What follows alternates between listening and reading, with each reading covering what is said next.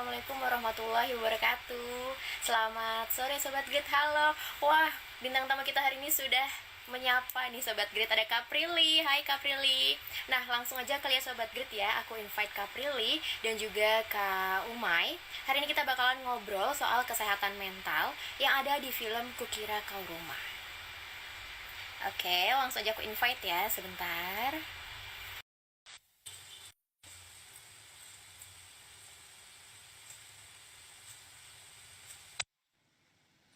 Halo. Halo, Hai. halo Kak, salam kenal, aku Dian. Salam kenal juga. Aku Prilly. Sehat Kak Prilly?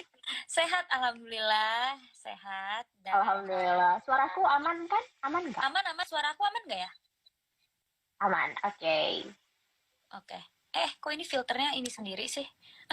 Maaf, filternya Oke. bergerak sendiri. Entahlah. Ya apa Kak, aku sambil invite Kak Umaynya dulu sebentar ya. Oke. Tunggu. Apakah sudah ada Kak Umaynya? Oh, belum ada. Belum ya? Oke, kita ngobrol sama Kak Prilly dulu kali ya. Lagi Sama sibuk aku apa aja nih dulu. Kak? Mm-mm. Lagi sibuk mempersiapkan premier Kukira Kau Rumah. Karena sebentar lagi kan kita tayang, terus juga akan ada beberapa kegiatan promo buat Kukira Kau Rumah. Aku meluangkan waktuku full untuk Kukira Kau Rumah karena kita akan tayang di bioskop tanggal 3 Februari. Terus juga sebenarnya lagi persiapan mau series juga sih. Jadi mungkin sebentar lagi akan reading series baru juga gitu. Oke, padat ya Kak jadwalnya ya. Iya, padat tapi masih bisa di rumah, masih bisa Masih bisa di meluangkan rumah. waktu sendiri gitu. Oke, semoga semuanya berjalan dengan lancar ya. Dan hari ini kita bakalan ngomongin soal film terbarunya Kaprili ya, yaitu Kukira Kau Rumah. Yap, betul sekali. Oke, Kak untuk sapa Sobat Grid dulu boleh? Kita panggilannya Sobat Grid nih. Halo Sobat Grid, makasih ya buat kalian yang udah nonton live ini. Kita akan ngobrol-ngobrol soal film Kukira Kau Rumah yang akan tayang di bioskop tanggal 3 Februari ini. Dan aku seneng banget karena responnya luar biasa bagus banget ya di sosial media. Kayak di TikTok ada beberapa akun yang ngepost trailernya yang nonton jutaan. Terus komennya juga banget, kayak udah gak sabar nonton filmnya. Terus juga di Twitter komennya lucu-lucu, Bener. Ada yang bikin meme gitu ya Kak ya? Iya, plesetin judulnya, banyak juga yang bikin poster-poster lucu. Terus juga karena Kukira Kau Rumah udah pernah tayang di JAV, jadi udah ada beberapa orang juga yang ngasih review soal Kukira Kau Rumah, dan reviewnya alhamdulillah positif juga. Jadi seneng banget sih responnya sebelum tayang, tapi udah bagus gitu. Mantap. Dan aku lihat sempat komennya ada yang sampai nangis loh Kak. Iya, karena mungkin dia nonton pas di Jogja ya. Ya, Emang pas nonton di Jogja itu kan aku juga ikutan nonton di dalam bioskop. Emang banyak banget sih yang nangis, kayak di depan-depan aku, sebelah-sebelah aku kayak nangis gitu. Jadi ya it's a good sign lah ya, berarti orang udah pesan yang ingin aku sampaikan tuh nyampe, dan orang bisa kebawa sama adegannya.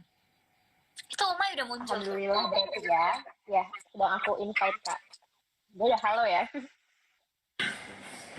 Nah, Halo. halo Kak Umay. Sehat Kak? Alhamdulillah. Alhamdulillah. Salam kenal, aku Dian ya Kak dari Grid. Halo, salam kenal. Oke, nah kita langsung aja nih masuk ke pembahasan soal film Kukira Kau Rumah. Yap. Yes. Oke. Kalau di sini Kak Prilly boleh diceritakan nggak sih peran dan karakternya dulu? Kalau yang kita tahu kan ini kalau Kak Umay sendiri debutnya sebagai sutradara ya, film panjang ya. Oke, Nah, Kak Prilly dulu boleh? kalau aku sendiri ini debut aku juga sebagai produser dan pemain. Jadi ini pertama kalinya aku di belakang layar, tapi juga di depan layar. Dan di depan layarnya perannya nggak main-main ya. Kayak ini bukan cuma karakter yang sehari-hari atau apa gitu. Bener-bener ada pendekatan yang harus aku lakukan dulu gitu, ada observasi yang harus aku lakukan dulu karena aku berperan sebagai Niskala yang mengidap bipolar disorder gitu. Jadi aku harus research dulu, kita juga kerja sama-sama Bipolar Care Indonesia dan segala macam supaya nggak salah, supaya bener. Oke, gini perubahan bipolar yang perubahan emosi yang dialami oleh orang yang punya bipolar disorder kayak gitu. Jadi ya lumayan tantangan yang sangat berat buat aku juga karena selain aku harus fokus di tengah layar, di depan layar aku juga harus serius nih karena karakternya backgroundnya bukan background yang pernah aku alami sebelumnya gitu loh. Kayak aku kan nggak bipolar disorder ya, jadi aku benar-benar harus tahu gitu bagaimana apa yang dirasakan sama orang-orang yang punya bipolar gitu. Perubahan emosinya tuh seperti apa sih, triggernya apa sih gitu. Jadi observasinya mesti lebih lama, readingnya juga lebih lama gitu. Oke, sampai situ dulu ya Kak ya. Kak Umay mau nyanyi apa? Gimana nih? Tahu Umay mau ngapain sih? Saya emang tiap live suka ngasih aneh. Monggo, gimana? Oke, kalau Kak Umay sendiri gimana nih debutnya sebagai seorang sutradara di film Kukira Kau Rumah? Apanya nih yang gimana? Karena kalau mau dijelaskan pengalaman pertama sebagai sutradara film panjang itu aku sangat bersyukur dan berterima kasih dapat kesempatan ini untuk menyuarakan yang sangat penting banget buat kita di era-era ini, era-era yang cukup depresif buat kita. Jadi kalau bagaimana rasanya pasti luar biasa aduk, dan bersyukur banget punya pemain-pemain yang luar biasa menaruh hatinya untuk, bukan cuma pemain, mungkin krunya juga yang menaruh hatinya untuk aku sebagai director. Oke, ada kesulitan sendiri nggak sih Kak Umay sebagai sutradara? Kesulitan, kayaknya kerjaan apapun juga pasti ada kesulitannya ya gitu. Tapi bagaimana aku bisa menghandle semua itu aja dengan rasa percaya diriku aja sih. Jadi memang adjustment sih pasti, maksudnya masuk set biasanya aku selalu baikin apa segala macem, main berperan sebagai aktornya aja, tapi sekarang adjustmentnya bagaimana aku bisa menyelaraskan 150-an orang yang ada untuk mengikuti apa yang aku bawa sebagai mimpiku. Memang ya cukup kagok di awal karena gimana ya untuk menyeimbangkan semuanya, karena perannya sutradara menurut aku adalah ya menyeimbangkan semua spektrum yang ada di set kan gitu. Jadi ya cukup kagok dan lumayan kesulitan juga di awal sih gitu. Oke, Kak Prilly gimana disutradari oleh Kak Umay? Uma itu sahabat aku juga kan, kayak kita sebelum bikin project ini kita emang udah bersahabat gitu. Jadi justru disutradarain sama Umay, aku punya kebebasan untuk bener-bener ngasih tahu apa yang aku rasain gitu. Jadi aku bener-bener nggak ada rasa nggak enak untuk jujur gitu. Biasanya kan ada rasa nggak enak kayak aduh sebenarnya nggak dapet nih adegannya, cuma nggak enak sama sutradaranya karena dia udah bilang oke gitu, atau aduh gimana ya pengen ngomong ini deh, berpendapat beda deh sama sutradaranya tapi nggak enak. Biasanya kan suka kayak gitu. Nah karena sama Umay kita juga udah sahabatan, jadi kalau misalnya apa yang Umay pengen nggak sesuai sama analisa aku terhadap karakternya, aku bisa langsung ngomong gitu, nggak nih skala nggak gini gitu. Menurut gue nih skala adegan ini dia akan segini emosinya karena kan dia bipolar gitu, dia beda sama kita gitu. Aku bisa mengutarakan pendapat itu gitu, dan di saat aku nggak dapet emosinya pun aku bisa lebih jujur, boleh ulang nggak, kayaknya nggak dapet gitu ya, karena mungkin metode karena kita yang aku ambil juga sih, mungkin aku tidak bilang yang lain itu salah atau benar. Maksudnya ada director yang kita dipilih bilang yang kayak udah menurut gue udah bagus, bilang salah enggak gitu. Tapi metode yang aku amini adalah yang memberikan ruang juga terhadap pemain untuk memiliki cerita lebih besar lagi, untuk mengambil peran lebih besar dari hanya sekedar mengikuti arahan yang aku mau. Makanya begitu aku memberikan paparan atau konsep semua yang aku punya di awal pun, aku berusaha jelas-jelasnya gitu agar semua lini mau dari tim artistik, mau dari tim kamera, mau dari tim pemain memberikan kreativitasnya. Namanya kan juga kita industri kreatif. Bagaimana caranya semuanya berlaku dan bertindak dan berkarya gitu loh, secara kreatif gitu sih. Jadi semuanya ikut ya Kak ya, ikut satu kesatuan itu ya Kak ya. Ya. Oke, nah kita kembali lagi ke soal filmnya nih, Kukira Kau Rumah. Ini berarti konfliknya tentang kesehatan, isu kesehatan mental, dan Kak Prilly juga perannya berkarakter mempunyai atau mengidap bipolar ya Kak ya? Iya, betul. Oke, dari karakternya sendiri Kak Prilly nih tadi, apa sih yang dilakukan untuk mendalami perannya? Oke. Pertama waktu reading itu Umay ngasih tahu aku buku. Jadi ada satu buku tentang bipolar gitu yang Umay request harus aku baca gitu. Jadi pas reading aku baca buku itu, dan itu juga sangat membantu aku untuk tahu perbedaan emosi kita yang tidak mengidap bipolar dengan emosi yang orang mengidap bipolar gitu. Jadi aku tahu, oke. Kalau kita yang nggak punya bipolar, range emosinya mungkin segini kalau marah, atau apa namanya, kalau sedih segini. Oh tapi kalau bipolar beda, kalau bipolar tuh segini. Terus dia ada simptomnya dulu, misalnya kalau dia lagi di fase depresif, dia bisa nggak mau kemana-mana, maunya di rumah aja. Terus apa namanya, sedihnya tuh sedih banget gitu, bisa jadi tiba-tiba ada pemikiran untuk mencelakai diri sendiri dan segala macam karena udah terlalu sedepresif itu gitu, nggak semangat menjalani hari dan segala macam. Beda kalau dia lagi manic, dia bisa bahagia banget, semangat banget, bahkan bisa nggak tidur karena energinya itu nggak habis-habis. Terus bisa juga punya keputusan impulsif gitu, tiba-tiba impulsif mau ngomong ini, tiba-tiba impulsif mau ngelakuin ini gitu. Jadi itu perbedaannya sama kita yang nggak mengidap bipolar gitu. Kita mungkin kalau sedih ya udah sedih gitu, kalau senang ya udah senang. Kalaupun kita mood swing, ya mood swingnya beda sama mood swingnya bipolar gitu. It's different gitu. Makanya nggak boleh kita mendiagnosa diri kita sendiri. Kalau kita mood swing, jangan-jangan gue bipolar, nggak boleh.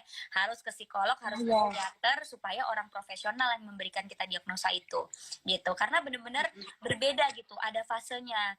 Nah akhirnya pengetahuan aku soal bipolar yang juga kita kerjasama sama Bipolar Care Indonesia, di mana orang-orang di dalam Bipolar Care Indonesia, pengurus-pengurusnya itu adalah penyintas yang memberikan banyak aku informasi, bahkan pas filmnya udah tayang pun, pas filmnya udah jadi pun, terus udah diedit secara mentah, kita mengajak Bipolar Care Indonesia untuk nonton apakah ini udah bener bipolarnya, apakah ini udah tepat gitu, gimana dari sisi bipolarnya udah oke belum.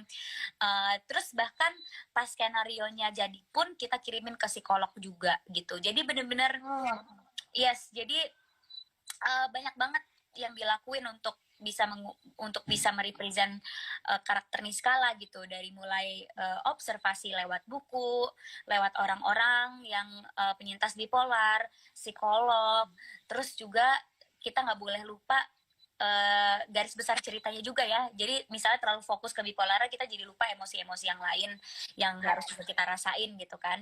Nah, balik lagi baca skenario-nya over and over again, readingnya juga kita sampai lama supaya bipolarnya udah mateng, tapi perasaan-perasaan yang lain di saat sama Pram, di saat sama sahabat-sahabat, di saat sama orang tua itu juga nyampe gitu pesannya. Benar. Nah kalau misalkan Sobat Grit yang udah ngeliat trailernya, emosi Kak Prilly kelihatan banget di situ ya. Mood swing-nya tadi yang marah, bener-bener marah sampai ngebanting kalau Sobat Grit udah lihat ya. Aku langsung kaget loh Kak. Oh marahnya segitunya ya kalau orang pengidap bipolar itu. Iya, dan pas kita FGD, jadi waktu itu kita mengadakan FGD di saat editingnya masih raw gitu, masih mentah. Kita FGD bareng beberapa yang suka mengkritik film, terus Bipolar Care juga kan. Terus padahal itu belum jadi ya, belum di grading warnanya, belum dikasih scoring musik, belum, terus potongannya juga masih mentah banget. Abis itu pengurus Bipolar Care Indonesia nangis banget dari 15 menit awal, dia udah nangis. Terus aku tanya kenapa, enggak soalnya aku kayak ngeliat diri aku, itu aku banget pas aku lagi manic, kayak pas aku lagi manic Niskala aku banget yang tiba-tiba semangat, tiba-tiba suka baca, tiba-tiba ini gitu. Tapi pas lagi depression ya cuma pengen di rumah aja, nangis doang, ini itu. Nah di situ aku lega banget karena penyintas penyintas bipolarnya udah ngerasa apa yang mereka tonton itu adalah dirinya, relate gitu. Jadi kan alhamdulillah aku merepresentasikan karakter bipolarnya itu dengan baik gitu. Jadi tenang banget sih pas mendapatkan review dari mereka secara jujur gitu pas kita FGD kemarin gitu. Tersampaikan berarti ya Kak ya. Oke, nah kalau dari masing-masing nih Kak Prilly atau juga Kak Umay, pernah nggak sih mengalami atau mungkin ada sahabat, teman, orang terdekat yang mempunyai masalah kesehatan mental seperti itu? Terus apa nih yang bisa dibagikan tipsnya untuk apa ya, sembuh atau bangkit mungkin dari kesehatan mental atau bipolar itu sendiri?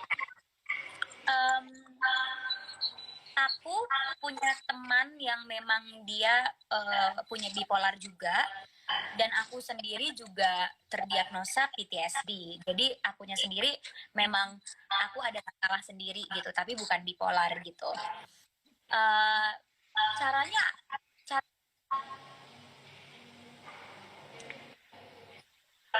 jadi jangan pernah kayak menganggap orang yang bipolar itu orang yang aneh.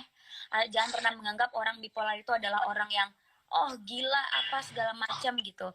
Karena punya bipolar disorder itu bukan pilihan mereka dan bukan salah mereka kalau mereka punya perubahan emosi yang ekstrim gitu. Mereka juga nggak mau kayak gitu. Nah, jadi perlakukan mereka senormal-normal mungkin, dan kalau memang mereka lagi di sisi yang depression, kita bisa support mereka dengan kata afirmasi yang positif. Kalau mereka lagi manic, kita bisa ya bisa berbagi energi juga sama mereka, bisa kita tampung kesenangan mereka, keputusan impulsif mereka.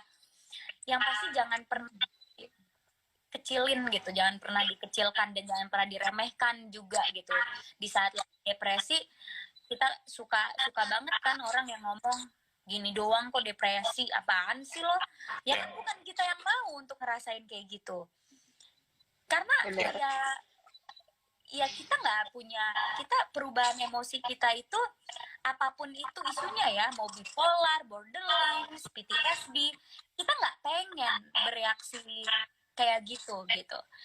Tapi jangan juga menyalahkan perasaan kita di saat kita merasakan itu, karena itu yang beneran kita rasakan gitu. Nah, aku juga konsul kan sama psikologku. Aku itu cenderung menyalahkan perasaan yang aku rasakan, karena aku ngerasa apa yang aku rasakan beda sama orang normal lainnya gitu. Kayak misalnya, kok aku sedihnya sampai gini banget, kok aku marahnya sampai gini banget, aku lebay kayaknya ya. Aku suka menyalahkan diri aku seperti itu. Terus psikologku ngomong, jangan pernah menyalahkan apa yang kamu rasakan, karena yang kamu rasakan saat ini itu adalah valid, itu adalah yang kamu rasakan gitu. Nah, jadi sebagai support system, mungkin kamu atau yang lagi nonton live ini juga punya temen yang punya mental illness gitu, jangan pernah salahin apa yang mereka rasain gitu, karena yang mereka rasakan itu valid gitu. Dan kasihlah support dengan memberikan word of affirmation yang baik untuk mereka, dukung mereka juga untuk bisa berkarya, untuk bisa menjadi diri mereka sendiri, kayak gitu sih. Dimengerti sih, kita pengen dimengerti gitu, pengen didengar. Kadang mungkin kalau dimengerti nggak bisa, at least didengar gitu. Oke, Kak Umay mungkin? Jawaban gue udah diambil semua sama Prilly, jadi idem sih. Sebenarnya ya hanya sebagai pengingat aja bahwa ini kan bentuk juga apa yang mau disampaikan sama film Kira Kau Rumah ya, bahwa menjadi support system itu adalah sangat penting gitu loh bagi orang-orang yang mengidap penyakit mental gitu. Jangan dihardik, jangan disalahkan. Benar kata Prilly tadi bahwa apa yang mereka rasakan ya itu valid gitu loh. Dan gelas, gue percaya bahwa gelas semua orang itu beda-beda. Mungkin kayak tadi nih ada yang komen, mental gue kena karena Mobile Legend. Lu jangan ngelihat itu lebay, karena mungkin emang dia beneran sedih akan hal itu. Yang bisa kita lakukan kan dalam support dia ngasih tahu bahwa ya udah, mungkin itu cuma game aja. Mungkin lu bisa coba lagi. Ya maksudnya coba selalu untuk menjadi orang yang selalu bisa mensupport teman kita. Ini mungkin kata-kata gue ini nggak berlaku hanya untuk orang yang mengidap kelainan mental atau gimana segala macam, tapi untuk siapapun jadilah support system buat teman kita apapun yang dialami sama mereka gitu sih. Ya, apalagi kalau sampai teman-teman kita punya pikiran untuk menyakiti dirinya sendiri, seperti misalnya mau bunuh diri atau mau cutting atau apa gitu. Mungkin orang lihatnya lebay banget sih, baru dikasih masalah kayak gitu udah langsung mau bunuh diri, nggak tahu apa nanti disiksa di neraka dan segala macam. Banyak banget kan pasti kayak gitu. Please don't say that, karena apa ya, untuk orang yang punya pemikiran menyakiti dirinya sendiri atau bahkan untuk mengakhiri hidupnya, punya pemikiran itu tuh ada prosesnya. Nggak tiba-tiba dia pengen bunuh diri secara langsung, enggak. Itu udah ada layer by layer yang udah mereka rasain, mereka udah ngelewatin banyak banget hal gitu sampai mereka bisa ngerasain itu. Jangan disalahin perasaannya, dan justru kita harus bisa menenangkan dia bahwa hidup nggak akan nyampe di sini aja, pasti ada hal baik ke depannya dan segala macam gitu. Jangan tiba-tiba kita malah menyalahkan apa yang mereka rasain dan ngata-ngatain mereka lebay gitu. Makanya waktu itu Umay juga pernah share di Twitter nomor hotline untuk kalau orang mau bunuh diri bisa telepon ke nomor tersebut dan bisa diajak ngobrol gitu. Dan itu di beberapa negara juga udah kayak gitu, apalagi negara yang tingkat bunuh dirinya tinggi gitu, kayak di Jepang dan segala macam. Jadi jangan pernah meremehkan apa yang orang rasain gitu, karena kita nggak tahu apa yang orang itu alami di hidupnya gitu. Walaupun misalnya kayak waktu dulu ada kasus misalnya bunuh diri karena skripsinya direvisi terus, waktu itu kan ada kasus itu, kita nggak tahu, mungkin dia mengidap mental illness apa sehingga mengerjakan skripsi terasa begitu berat, atau mungkin dia melewati apa sampai akhirnya dia mengakhiri hidupnya. Atau mungkin itu satu-satunya harapan dia untuk punya kehidupan yang lebih baik. Kita nggak pernah tahu apa yang kita nggak pernah tahu gitu. Amin. Jadi, dan alasan orang kenapa sampai kayak gitu sih, makanya ya, betul. apa ngomongin bahwa ya kita juga nggak bisa ngejudge orang tanpa kita tahu dan lain-lain. Kalaupun kita juga udah tahu dan menurut kadar diri lo bahwa kayaknya nggak perlu sesedih ini deh, ya jangan jadi orang yang judge mereka untuk kayak lo segitu doang. Iya, karena iya betul, karena tingkat kekuatan orang tuh beda-beda gitu. Misalnya aku dapat masalah A, aku kuat, tapi belum tentu kalau teman aku dapat masalah yang sama dia kuat juga gitu. Karena tingkat kekuatan orang tuh beda-beda kayak gitu sih. Jadi jangan pernah menyalahkan perasaan orang, jangan pernah mengentengkan perasaan orang lain dan hidup orang lain gitu. Jangan langsung menjudge, oh ini kayak gitu ya, kayak karena tadi benar, semua permasalahan setiap orang itu beda-beda ya, kadarnya itu beda-beda untuk menghadapi cobaan-cobaan itu sendiri. Nah, kalau itu kan tadi dari support systemnya nih Kak. Kalau misalkan arti kesehatan mental untuk diri sendiri nih dari Kak Prilly dan Kak Umay, seberapa penting sih? Apakah tidak apa-apa untuk tidak baik-baik saja, kayak gitu misalkan? Iya. Menurut aku tidak mungkin kalau kita baik-baik aja terus, itu malah aneh sih menurut aku. Hidup tuh nggak mungkin lurus-lurus aja, nggak mungkin, pasti ada masalah, pasti ada tiba-tiba kejutan apa dari Tuhan yang akhirnya ngebuat kita kayak wah ini apa lagi kok masalah terus ya gitu ya. So it's okay to be not okay gitu, karena kita nggak mungkin okay all the time. Jadi beneran nggak apa-apa banget kalau misalnya kamu tiba-tiba ngerasa kamu kurang maksimal, tiba-tiba kamu insecure sama fisik kamu, tiba-tiba kamu ngerasa kok masalah nggak habis-habis, ya nggak apa-apa untuk ngerasain itu. Cuma bagaimana cara menanganinya? Apakah kamu perlu ke profesional? Apakah perlu cerita ke orang-orang terdekat gitu?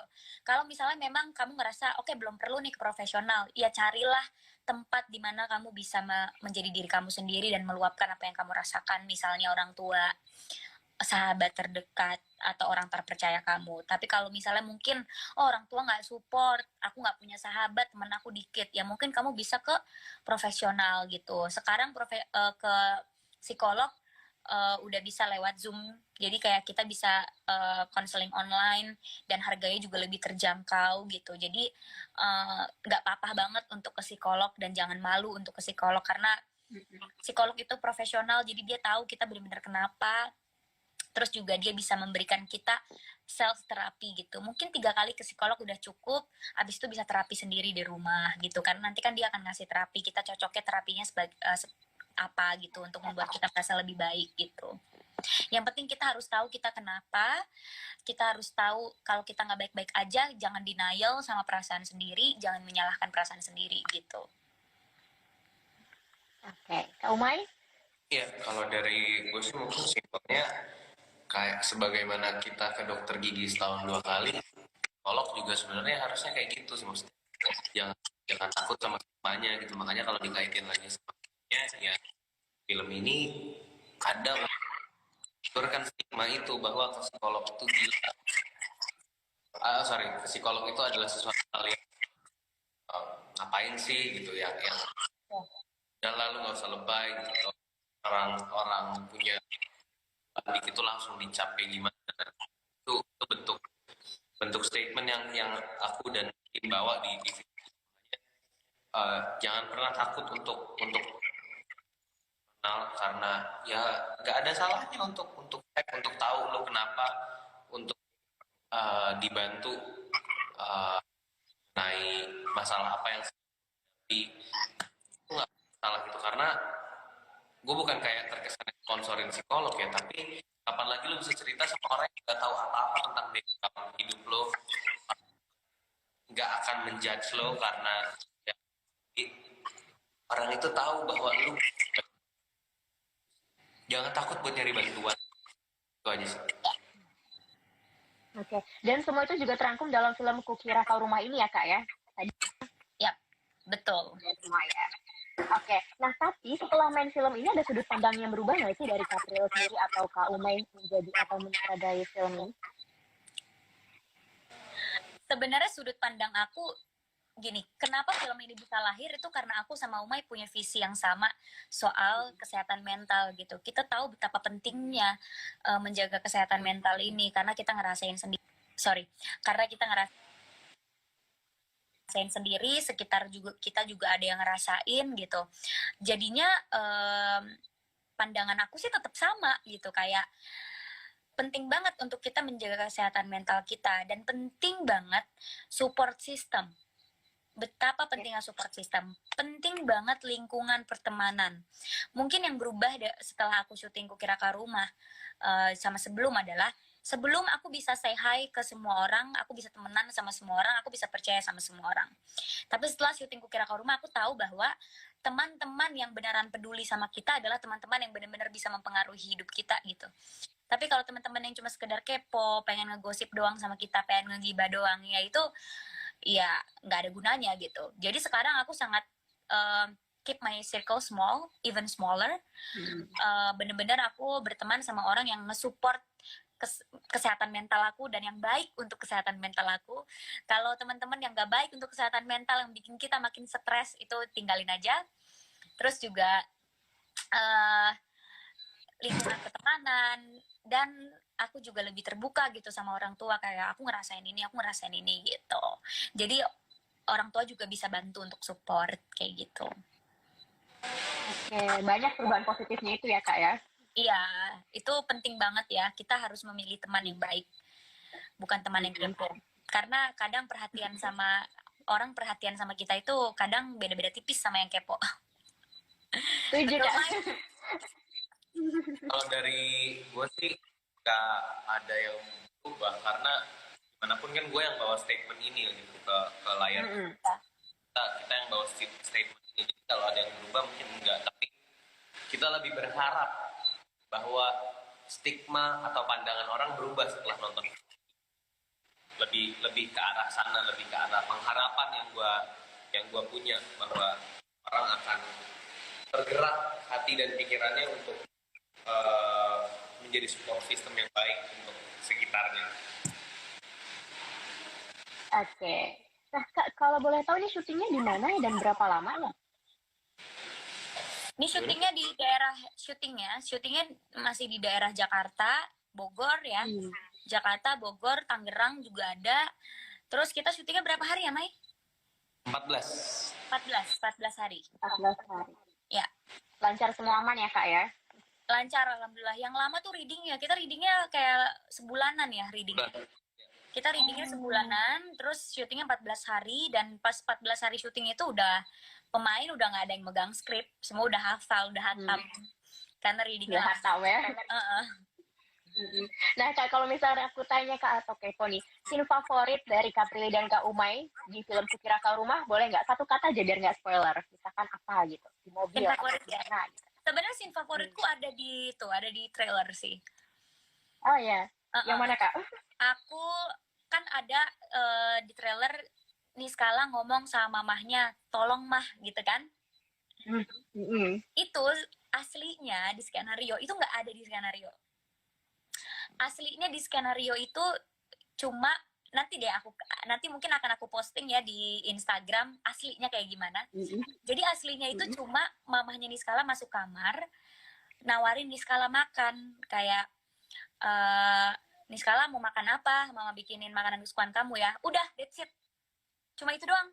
Cuma itu doang. Umay kayaknya sinyalnya error. Keluar Cuma ya. itu doang. Ya. Nah terus nggak tahu kenapa pas aku ngejalanin adegan itu terus tiba-tiba kok aku pengen ngomong gitu, tolong mah gitu. Sebenarnya ada fun fact juga sih. Jadi waktu di situ waktu lagi syuting itu ada Pak Monty kan, ada Pak Monty ngobrol sama aku dan memberikan insight gitu, memberikan beberapa insight.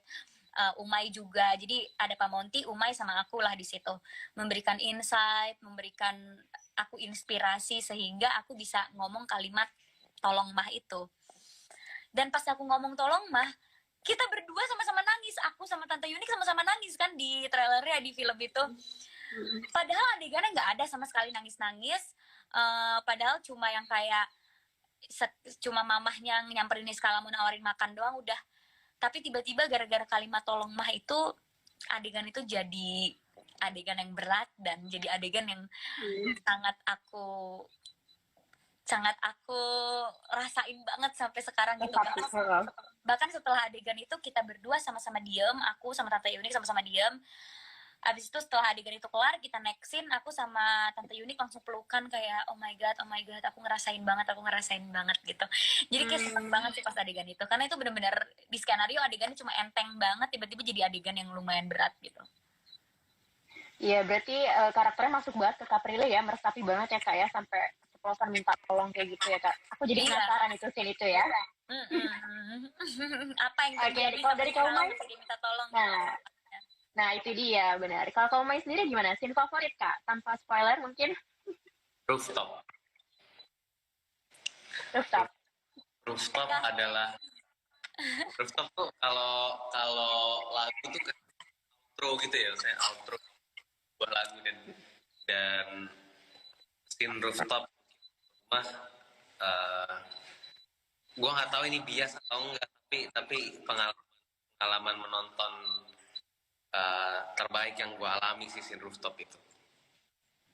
Oke, ada apa di Rooftop itu, kita tunggu ya Sobat Grit ya. That was mine too, tapi aku juga gak mau terlalu spoiler, cuma ya adegan Rooftop itu gila banget sih. Wah, segila apa itu? Bisa disaksiin di bioskop mulai kapan Kak? Kukira Kau Rumah?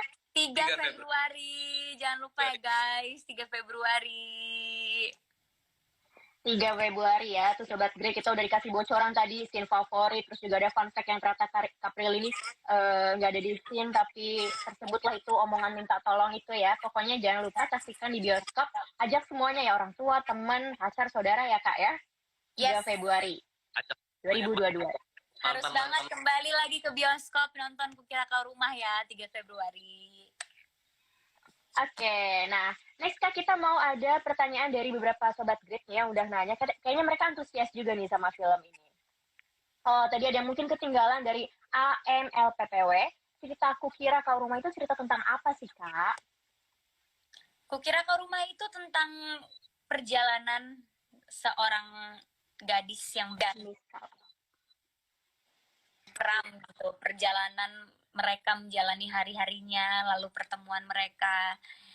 Ya, perjalanan kisahnya Niskala yang mengidap bipolar disorder. Bagaimana seorang remaja yang mempunyai bipolar disorder menjalani hari-harinya, menangani segala isunya, dan apa yang terjadi di dunianya gitu.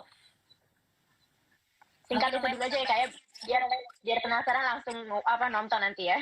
Yes, langsung nonton atau lihat dulu trailernya, ada di TikTok aku, ada di Instagram juga gitu. Di YouTube juga ada ya Kak ya? Ya. Oke, lanjut dari Sikenayu. Premiernya di mana aja Kak? Kalau premier di kita hanya akan ada di satu tempat. Kalau premier cuma di satu tempat. Iya, maksudnya kalau iya enggak. Iya. Kalau premier kita cuma satu tempat aja gitu. Tapi mungkin insya Allah kalau jadwalnya kalau jadwal aku dan jadwal pemain yang lainnya masuk, kita juga akan mengadakan roadshow di berbagai kota. Didoain aja ya. Oke, next Kak dari MRYTSS_. Oh, dia sedikit cerita nih Kak. Omongan yang keras dari seorang ayah juga kadang buat mental goyang. Tapi aku jadikan standarisasi untuk bisa dan lebih keras untuk melakukan sesuatu hal yang tadinya nggak bisa terus bisa dilakukan. Terus lalu apanya? Dia lebih cerita kali ya Kak sebelumnya. Oke. Well, papa aku juga termasuk orang yang keras sih dalam mendidik anak perempuan gitu ya. Malah aku kadang berasa seperti dididik kayak anak laki-laki gitu. Tapi aku tahu tujuannya apa gitu. Tujuannya ya karena mungkin papa aku ya udah pasti kalau orang tua kan udah melewati asam garam pahit kehidupan ya. Dia pasti tahu bahwa ya perempuan itu justru harus lebih kuat gitu karena banyak banget resiko-resiko yang bisa kita hadapi di luar sana gitu. Jadi ya aku dididiknya seperti anak laki-laki gitu. Jadi ya kadang aku punya pemikiran yang mungkin lebih cocok kalau itu dipikirin sama anak laki-laki. Terus juga aku lebih mementingkan karir aku daripada menikah. Ya karena dididiknya dari kecil begitu gitu. Ya nggak apa-apa, guys. Kayak nggak ada yang salah dari hal itu. Jadi nggak kenapa-kenapa juga sih. Gitu. Malah kita bisa menjadi perempuan yang kuat. Iya benar, setuju Kak. Nah ya tadi dia bilang juga makanya nggak apa-apa mungkin untuk menjadikan standarisasi untuk melakukan sesuatu yang tadinya nggak bisa mungkin jadi bisa itu tadi ya Kak ya. Yap betul, gitu. Perempuan di zaman sekarang harus mempunyai standar yang lebih tinggi dari sebelumnya sih. Setuju Kak. Umay mau nambahin? Awan. Oke, nah ini juga ada yang minta pendapat, minta saran nih Kak dari @siti_naita. Katanya Kak gimana ya kalau pengen jadi orang yang nggak pemalu tapi di hati udah tekad nggak pemalu nih tapi ada rasa takut di hati, mohon bantuannya Kak. Gimana tuh maksudnya? Kayaknya mungkin gimana tuh maksudnya ya? Ya lebih pede aja sih kayak dalam melakukan segala hal gitu. Coba dulu aja gitu. Coba bener. Coba berlatih terus ya kayak sampai nggak malu ya. Kalau masih pemalu tuh biasanya masih ada insecurity di dalam hatinya. Nah, dicari tahu dulu apa yang bikin insecure gitu. Oke. Tapi Kak Prilly sama Kak Umay pernah nggak sih ngerasa insecure gitu? Soal apa gitu? Ada nggak? All the time, of course. Setiap apa Kak? Seorang Kak Prilly dan Kak Umay itu? Apa Kak? Ya kalau aku banyak banget lah ya kayak banyak banget hal yang bikin aku insecure kayak misalnya aku mau ngelakuin sesuatu tapi ada aja insecure dulu kayak bisa gak ya aku ngelakuin ini gitu. Makanya sebenarnya dicoba dulu, dijadikan insecurity itu motivasi kita untuk kita terus bergerak maju gitu. Akhirnya kita bisa tahu kayak oh kita bisa kok ngelakuin ini, oh aku bisa kok gitu. Kalau ditanya insecure ya insecure banget lah, banyak banget yang aku rasain gitu. Ya walaupun orang ngelihatnya kayak apaan sih Prilly ngapain sih insecure gitu, tapi trust me semua orang mau di posisi seperti apapun pasti punya insecurity-nya masing-masing. Kak Umay sendiri gimana Kak? Suaranya. Umay suaranya nggak ada. Sorry mute. Iya kalau gue mungkin hampir setiap hari kali ya ngerasa insecure karena udah cukup belum ya gue untuk orang lain kayak gitu-gitu sih sebenarnya hal-hal simple sih tapi emang itu yang gue rasakan bahwa mungkin insecure gue adalah jalan atau cara untuk gue jadi orang yang lebih baik lagi karena terus mengkoreksi diri gue. Maksudnya insecurity itu dipakai untuk hal yang baik aja sih sebenarnya bisa gitu. Kayak udah cukup belum ya gue buat orang lain, ya coba untuk jadi lebih baik tiap hari untuk jadi lebih bermanfaat buat orang lain gitu atau ya itu yang gue bilang tadi sih bahwa hal yang menurut lo buruk kalau lo alihkan ke motivasi, hal-hal yang buruk bisa lo jadiin motivasi untuk lo jadi lebih baik sih ke depannya gitu. Ya. Oke. Lanjut pertanyaan terakhir sebelum kita main games ya Kak ya. Oke. Oke, dari @gina2112. Kak, gimana cara berpikir positif ke orang? Aku selalu mikir negatif duluan. Aku cuma khawatir orang-orang akan menyakiti aku. Apakah itu termasuk kesehatan mental? Nggak apa-apa berpikir negatif dulu. That's fine. That's okay. Itu yang diajarin sama papa aku sih. Karena aku dulu selalu berpikiran positif sama orang. Akhirnya banyak orang-orang yang menggunakan itu secara tidak. Ya. Sorry ke pos. Oke. Dulu aku selalu berpikir positif bahwa wow, orang tidak mungkin menjahati aku, dia nggak mungkin jahat sama aku, dia nggak mungkin ngomongin aku selalu berpikiran positif seperti itu gitu, sampai akhirnya ngerasain sendiri gitu, oh ternyata nggak semua orang positif, nggak semua orang bisa ngasih energi positif juga ke kita gitu, nggak semua orang baik, nggak semua orang nggak akan jahat gitu.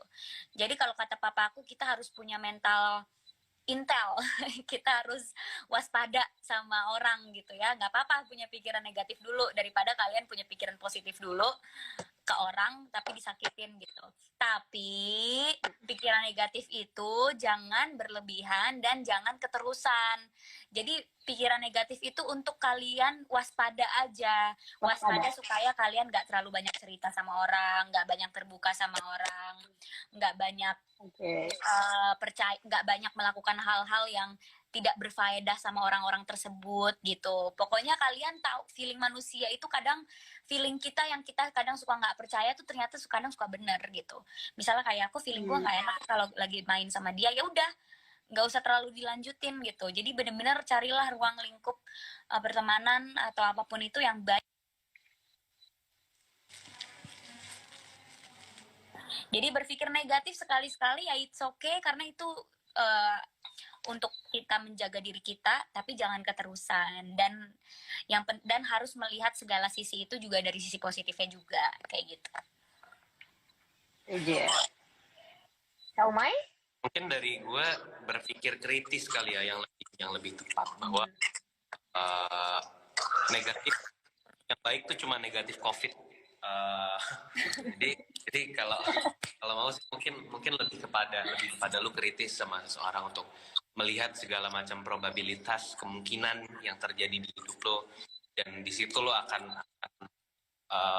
bisa lebih mendapatkan hasil yang sesuai mungkin sama apa yang lo inginkan. Karena gue juga cukup kritis dan cukup mungkin anak kutip bisa ngeliat orang dari sisi buruknya dulu nih, baru abis itu gue bisa oke, gue cocok berarti sama dia di sini dan lain-lain. Oke, berarti balik lagi tadi memilah-milih pertemanan itu atau lingkungan itu nggak apa-apa ya kak ya? Banget, nggak apa-apa. Lo harus malah harus sayang, kita harus memilih lingkungan pertemanan yang baik dan memberikan dampak positif untuk kita. Contoh besarnya itu sudah ada di aku dan Umay. Kita memilih untuk bergaul sangat kecil ya Mai, kayak really very small circle, tapi small circle itu adalah orang-orang hebat yang bisa membantu kita untuk berkarya, seperti Pak Montitiwa, Mas Andi Rianto. Pak Montitiwa yang menjadi supervisi kreatif kita di Kukira Karuma, Mas Andi Rianto yang isi scoring kita. Jadi benar-benar pertemanannya sehat, jadi sama-sama bisa berkarya gitu. Bukannya kita ngelihat pertemanan karena background ya, tapi kita melihat pertemanan dari kira-kira kalau gue temenan sama dia, gue bisa menjadi orang yang lebih baik atau enggak. Kalau misalnya gue jadi orang yang lebih buruk, ngapain gitu. Mendingan cari pertemanan yang bisa membuat kita menjadi lebih baik. Karena kita adalah cerminan, karena gini, lingkungan pertemanan kita adalah cerminan kita juga. Orang tuh ngelihatnya akan kayak gitu. Misalnya kita temenan sama orang yang lingkungannya jelek, ya orang juga akan melihat kita salah satu dari itu. Salah satu dari orang-orang yang pergaulannya jelek juga gitu. Jadi ya teman sedikit tapi berkualitas daripada temenan hahaha sama semua orang tapi nggak faedah gitu, ngapain. Setuju kak. Oke, terjawab semua ya dari Sobat Grit pertanyaannya ya. Yes. Kita langsung next ke game sebelum penutup kak. Siapa duluan? Ini kita ada games namanya lebih dekat. Jadi masing-masing ada lebih dekat dengan Kak Prilly, ada lebih dekat dengan Kak Umay. Siapa yang mau duluan kak? Umay dulu deh. Ya, gini gue Umay ya. Oke, jawab cepat aja nggak apa-apa kak. Siap ya Kak Umay ya. Sebutkan 3 sifat yang saya tidak suka dari orang. Oke. Jangan apaan ya? Egois. Terus Egois. apa lagi ya? Apa gue bingung gue. Sombong. Enggak. Gue juga kadang suka tengil. Masa gue apa yang Astagfirullahaladzim. nggak ada sih, mungkin itu aja sih egois. Gue nggak ada, gue nggak banyak. Egois. Dia nge-make Oke, egois ya. Iya. Oke, lanjut Kak. Lebih dekat dengan kaum yang kedua pertanyaan. Kebohongan terbesar saya pada orang-orang terdekat saya adalah... Waduh, nggak lucu banget nih gue ngomong gini, sebelah gue cewek gue. Ketahuan deh. Gue aja kali yang bocorin, Mai. Gak usah dong. Tidak akan menjawab pertanyaan itu. Terima kasih. Nggak mau jawab. Oke, next ya Kak. Orang-orang bilang saya ganteng nih, tapi mereka nggak tahu kalau saya... Saya nggak ganteng. Masa sih Kak? Tapi pernah atau merasa jelek ketika apa Kak Umay? Tiap hari. Saya kaca. Ketika lagi apa gitu, ada nggak ngerasa ih jelek banget tuh kalau Gue kayak gini? peduli akan hal itu karena itu bukan jadi target utama gue. Target utama gue caranya gue bisa berkarya kali ya, bisa. Kalau ganteng jelek ya elah, tuaan dikit juga lo nggak ganteng lagi nggak? Enggak, Reza Radian udah umur 30-an tetap ganteng, Mai. Ya kan itu di main. Ya, Oke, lanjut ya. lagi. Brad Pitt udah tua sekarang ganteng. Ya, Iya bener ya. Auranya makin ada ya Kak ya. Oke, lanjut nih Kak. Untuk Kak Umay. Kalau saya tidak terjun di dunia entertainment, saya akan menjadi PNS. PNS. Tapi kemarin nyoba nggak Kak? Enggak dong, ngapain? Siapa tahu gitu kan mau nyoba. Enggak ya? Oke. Gue jadi atlet kali, atlet. Enggak Atlet mungkin apa? banget. Olahraga aja nggak pernah. Ya atlet. Wah, kebongkar. Oke. Lanjut nih Kak. Saya menangis ketika saya insecure. Gue kira serius sampai nangis. ketika belum dapet transferan, Mai. Saya Ya. apa? Gue kira lo mau jawab ketika belum dapet transferan. Enggak dong, itu overthink kali. Kalau pas gue insecure kali ya, pas gue ngerasa gue kurang nih, gue kurang bisa ngasih yang maksimal gitu. Jadi sih kadang gue nangis sendiri di pojokan. Oke. Yang terakhir Kak, resolusi 2022 atau gebrakan baru dari seorang Umay Sahab. Resolusi mungkin bisa ngelarin skrip untuk film kedua gue.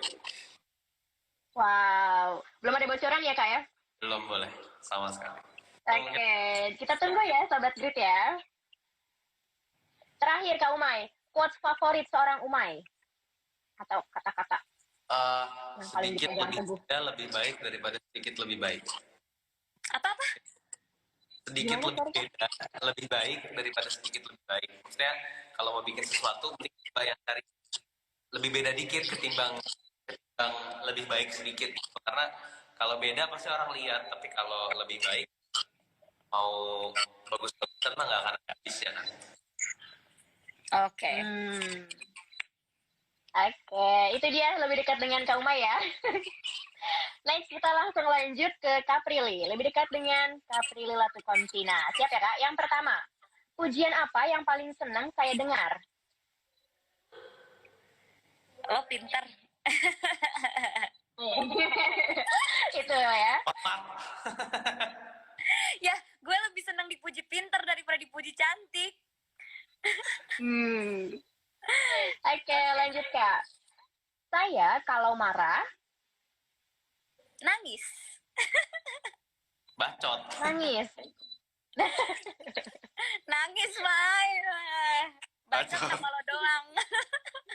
Oh gitu ya, jadi beda ya, kayak kalau ke Kak Umay kalau marah nyerocos ya. Iya dong, karena kalau marahnya sama dia kan marah kerjaan. Oh, oke, lanjut. 3 hal yang saya tidak suka dari diri saya sendiri adalah. Yang saya tidak suka dari diri saya sendiri adalah suka susah memutuskan sesuatu hal, susah banget. Terus 2, kemauannya banyak. BM ya, Jadi banyak kadang mau. suka pusing sendiri sama kemauan diri sendiri gitu. Terus 3, suka pura-pura happy. Waduh, Kak. Suka pura-pura happy di sosmed ya, Kak? Atau Suka di pura-pura happy kehidupan nyataku? dimanapun gitu, dimanapun aja. Karena aku juga orangnya nggak pengen bad vibes kan. Jadi kalau aku lagi sedih, aku berusaha untuk happy gitu. Nanti Uma yang sadar, Uma kayak, lu kenapa sih kalau lagi sedih sedih aja, nggak usah sosokan ketawa. Ntar Uma yang gitu biasanya. Gitu. Emang Nah tadi bahwa Kenapa? semua harus jadi support system untuk semua orang. Iya. Oke, tadi yang pertama mungkin Kak termasuk perfeksionis nggak sih Kak? Yang tadi tuh? Yang mana? Awal. Yang mana Kak? Yang tidak suka dari yang sebelum banyak mau. Tadi apa sih sebelumnya? Oh, suka susah memutuskan sesuatu. Perfeksionis, terus mikirnya lama. Jadi misalnya kayak keputusan yang kalau dijalanin yang terjadi adalah ini. Jadi analisa sendiri tuh. Keputusan yang B yang terjadi adalah ini. Akhirnya kelamaan mikirnya, terus jadinya pusing sendiri juga gitu. Terus ketika udah yakin, pengen second opinion, pengen third opinion dari berbagai orang terdekat gitu. Jadi ya itu kadang suka ribet sendiri. Paham. Oke, lanjut ya Kak. Hal yang dianggap normal oleh masyarakat, tapi menurut kamu tidak normal. Yang dianggap normal masyarakat, tapi menurut aku nggak normal. Apa ya? Yang kalau ketemu sama orang, terus langsung, misalnya ketemu sama orang, terus langsung ditanya sesuatu hal yang private, sama kebanyakan orang kan kayaknya itu hal yang biasa, tapi menurut aku sih itu nggak normal sih, karena aku nggak akan mungkin nanya ke orang hal-hal yang private gitu. Kayak misalnya baru ketemu tiba-tiba nanya pacar lo siapa sekarang gitu, atau kapan nikah gitu, atau kayak ya misalnya ada orang baru nikah gitu, terus ditanya kapan punya anak, itu kan untuk beberapa orang normal. Menurut aku itu nggak normal sih, karena itu hal yang nggak perlu ditanya gitu. Kita nggak perlu nanya hal privasi orang hanya untuk basa-basi. Kalau mau basa-basi yang lain gitu. Oke, 3 terakhir Kak. Buat kencan romantis versi Prilly Latukonsina. Kencan romantis? Aduh, apa ya? Udah lama nggak kencan. Kencan romantis, aku mungkin orangnya juga sangat simpel ya. Jadi kencan romantis versi aku adalah sebagai perempuan ya, mungkin aku akan undang orang yang pengen aku kencanin itu ke rumah. Mungkin enggak juga sih. Di rumah ada papa mama. Oke, atau mungkin aku akan masakin dia. Jadi masakin dia, terus kita akan cari tempat untuk kita bisa makan masakan itu, misalnya di taman atau di mana tempat yang private, kita bisa makan masakan aku bareng. Terus habis itu ngelakuin aktivitas yang positif bareng, misal kayak baca buku bareng atau nonton bareng gitu. Itu udah romantis sih. Mungkin romantisnya aku sangat receh ya, karena menurut aku kencan itu tergantung sama siapanya. Kita bisa jadi romantis tergantung sama siapanya gitu. Betul, itu udah sweet kok Kak, romantis menurutku juga ya. Karena karena love language aku act of service. Jadi Aku senang kalau melakukan sesuatu untuk pasangan, aku juga senang kalau pasangan aku melakukan sesuatu untuk aku. Jadi nggak perlu yang bunga dan segala macam, cukup doing kayak a little thing saja buat kita. Oke, next Kak. Titik terendah dalam hidup saya ketika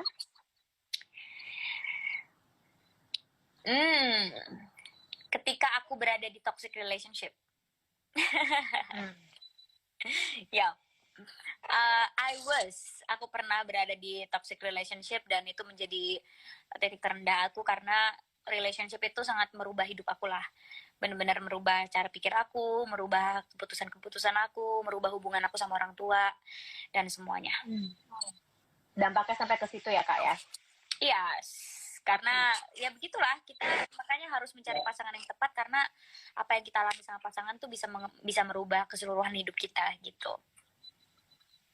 Oke, 2 terakhir Kak. Resolusi 2022. Seorang Prilly Latukonsina. Resolusi 2022 KKR banyak yang nonton nanti 3 Februari 2022. Semoga Kukira Kau Rumah bisa banyak yang nonton. Terus juga proyek-proyekku yang lain banyak yang nonton, series-series dan semuanya. Terus bisa masuk ke kampus yang aku pengen untuk S2 nanti. Yeay, kita doakan ya. Amin, amin. Terbaik untuk Kak Prilly. Amin. Oke, terakhir Kak, quote favorit. Quotes favorit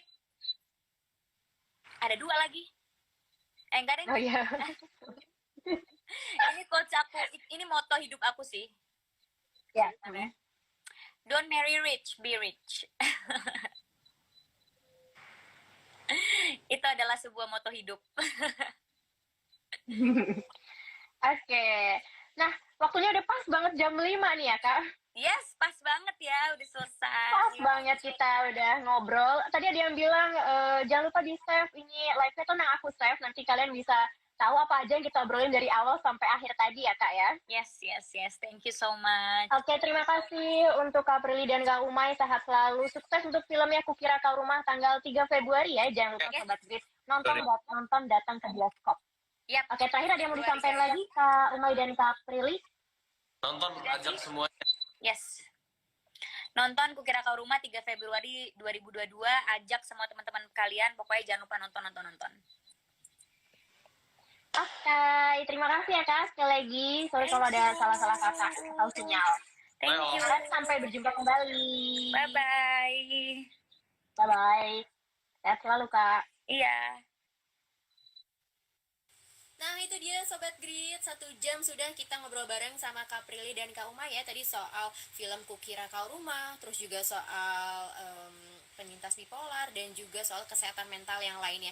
Semua itu seru banget, dan juga ada games tentang lebih dekat dengan Kak Prilly dan juga Kak Umay. Nah buat Sobat Grit yang ketinggalan, gak usah khawatir, karena live ini bakalan aku save di sosmednya Grit ini, ada di Instagram, di Facebook, dan juga di YouTube-nya Grit.id. Nah buat kamu yang mau tahu artikel-artikel soal seleb terupdate, bisa langsung klik aja di webnya grit.id ya. Kita juga main TikTok loh, jangan lupa di follow ya TikToknya grit.id. Oke, nah kalau misalkan Sobat Grit mau ada request nih, Kak aku mau dong Grit live sama artis ini atau dengan penyanyi ini, boleh banget langsung aja komen di sosmed kita, nanti kita cocokin ya jadwal artisnya dan juga jadwal kita.